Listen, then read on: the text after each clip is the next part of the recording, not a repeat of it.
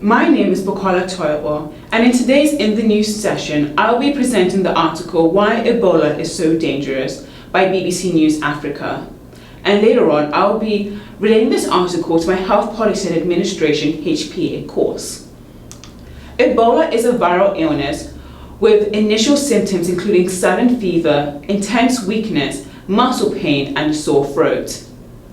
And then subsequent stages then go on to include vomiting, diarrhea, and in some cases both internal and external bleeding, which then leads on to death.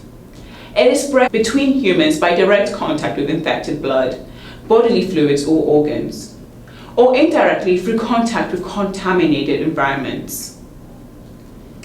As this relates to the epidemiology aspect of my HPA course, now focus on the frequency, distribution, and determinants of Ebola in human populations. Ebola was first discovered in the Democratic Republic of Congo in 1976, and since then it had mostly affected countries further east, such as Uganda and Sudan. However, last year's case was unusual because it started in Guinea, which had never been infected with Ebola in the past, and it quickly spread to urban areas and other countries such as Sierra Leone, Liberia, and Nigeria. Ebola killed a reported number of 11,312 individuals. Many may think that Ebola only affected West African countries, but it also infected individuals in the USA and Europe. Now I will focus on the socio-political and economic analysis aspect of my HPA course as it relates to Nigeria and other West African countries. Nigeria has a gross domestic product of $568.5 billion, with only 1.1% of that going to health expenditures, which isn't a lot of money. However, after the outbreak, more money was allocated towards healthcare, and they also focused on improving public infrastructure. Now the question is, can cultural practices allow the spread of Ebola? Yes.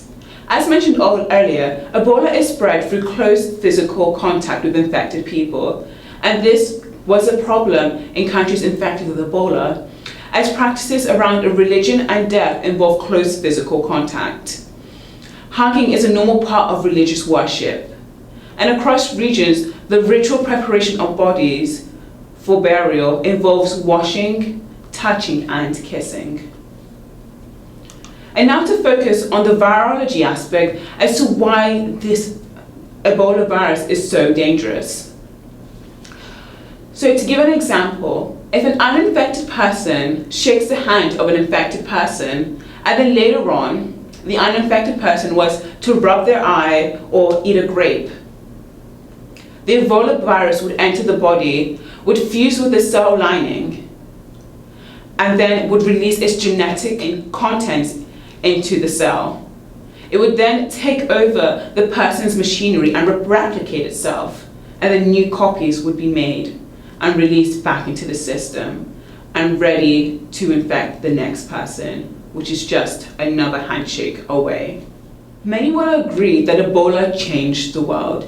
It has strengthened many West African countries' primary healthcare agencies, as well as implemented long-lasting programs working with state governments. Many countries, including America, have started working on vaccines and treatments so that the next crisis won't be as bad as the last. Many would agree that it wasn't the drugs or the fancy innovations that brought the numbers down.